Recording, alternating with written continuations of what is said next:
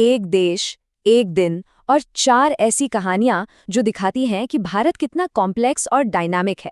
आज हम सिर्फ 24 घंटों के अंदर सुरक्षा, राजनीति, अर्थव्यवस्था और संस्कृति की दुनिया में गोता लगाएंगे। तो चलिए शुरू करते हैं।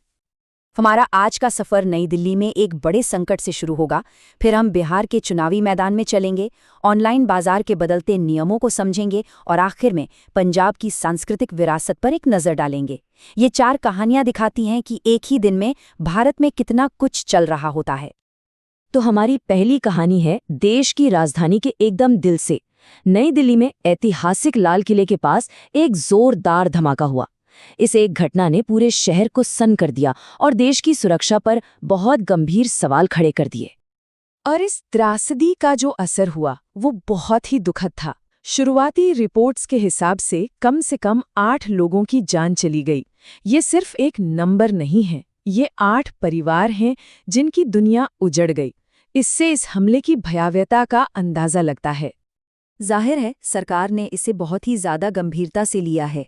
केंद्रीय गृह मंत्री अमित शाह का ये बयान कि जांच में सभी संभावित पहलुओं पर गौर किया जा रहा है, ये साफ दिखाता है कि ये सिर्फ एक लोकल घटना नहीं है, ये एक नेशनल सिक्योरिटी का मुद्दा बन गया है।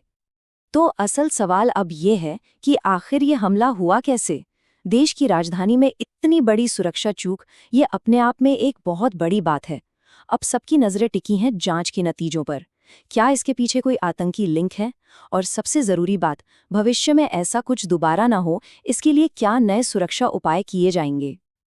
देखिए, एक तरफ राजधानी एक संकट से जूझ रही थी, तो वहीं दूसरी ओर सैकड़ों किलोमीटर दूर बिहार में लोकतंत्र का सबसे बड़ा त्योहार मनाया जा रहा था। यही तो भारत की खासियत है, एक ही वक्त पर संकट भी और उत्सव भी। जरा इस चुनाव के स्केल के बारे में सोचिए।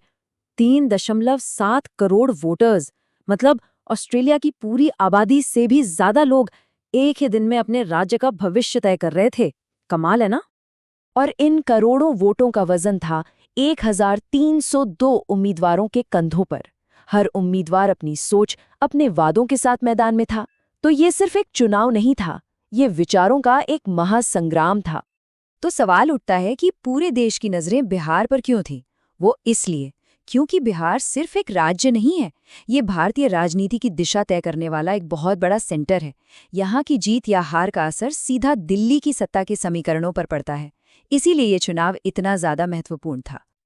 अब असली खेल तो वोटों की गिनती के बाद शुरू होगा। हमें देखना होगा कि फाइनल वोटर टर्नआउट क्या कहता है, कौन सी पार्टी बाजी मारती है, और चुनावों के बाद जो एनालिसिस होगा वो हमें क्या बताता है। आने वाले कुछ दिन बिहार की राजनीति के लिए बहुत ही दिलचस्प होने वाले हैं। अब राजनीति से हटकर जरा अर्थव्यवस्था की बात करते हैं। सरकार की नीतियां हर जगह असर डालती हैं और अब हम एक ऐसी ही पॉलिसी की बात करने जा रहे हैं जो हम सबकी अगली ऑनलाइन शॉपिंग का तरीका पूरी तरह से बदल सकती है। इस बड़े बदलाव के पीछे सरकार का एक ही मकसद है, आत्मनिर्भर भारत। इसका मतलब बहुत सीधा है, देश में बने सामान को बढ़ावा देना, ताकि भारत की इकोनॉमी और मजबूत हो और हमारी निर्भरता दूसरे देशों पर थोड़ी कम हो। तो ये किसी शॉपिंग ऐप पर असल में दिखेगा कैसे? देखिए, जैसा हम देख सकते हैं, अभी हम अक्सर कंफ्यूज रहते हैं कि कोई प्रोडक्ट आखिर बना कहाँ है। लेकिन इस नई पॉलिसी के बाद एक कंट्री ऑफ ओरिजिन का फिल्टर मिलेगा, यानी एक क्लिक किया और सिर्फ मेड इन इंडिया प्रोडक्ट्स दिखने लगेंगे। लेकिन ये इतना सीधा भी नहीं होने वाला। अब बड़े सवाल ये हैं, अमेज़न और फ्लिपकार्ट जैसी बड़ी कंपनियां क्या इसे आसानी से लागू करेंगी? कंट्री ऑफ ओरिजिन की ऑफिशियल परिभाषा क्या होगी? और क्या इससे सच में भारतीय मैन्युफैक्चरर्स को फायदा होगा या ये व्यापार को और उलझा देगा? ये देखना होगा। और अब दिन की चौथी और आखिरी कहानी। अब हम व्यापार और राजनीति की दुनिया से निकलकर इतिहास और आस्था की दुनिया में चलते हैं। पंजाब में एक बहुत ही शांत लेकिन बहुत गहरा सांस्कृतिक आयोजन चल रहा था। पंजाब सरकार ने पूरे नवंबर महीने को शहीदी यादगारी माह, यानी शहीदों को याद करने का महीना घोषित किया है।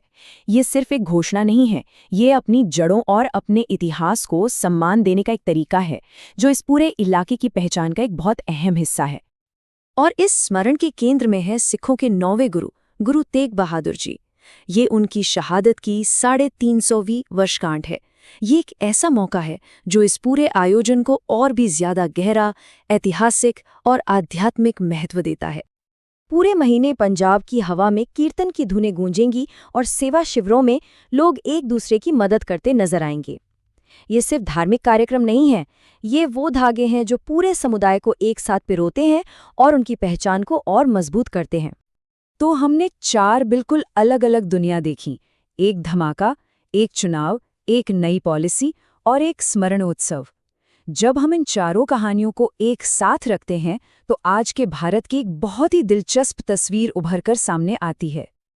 मतलब एक ही दिन में राजधानी में एक सुरक्षा संकट भी है, एक राज्य में लोकतंत्र का इतना बड़ा जश्न भी है, अर्थव्यवस्था में एक बड़ा बदलाव भी हो रहा है और एक इलाके में सांस्कृतिक और धार्मिक चिंतन भी चल रहा है। ये चारों कहानियां देखा जाए तो एक ही सिक्के के अलग-अलग पहलू हैं। ये हमें एक ऐसे देश की तस्वीर दिखाती हैं जो एक ही समय पर चुनौतियों का सामना भी करता है, अपनी लोकतांत्रिक ताकत भी दिखाता है, भविष्य के लिए नए रास्ते भी बनाता है और अपनी जड़ों को भी नहीं भूलता। तो सवाल ये उठता है कि इस उथल-पुथल, उम्मीद और परंपरा के बीच आखिर वो कौन सा धागा है जो भारत को एक साथ जोड़े रखता है?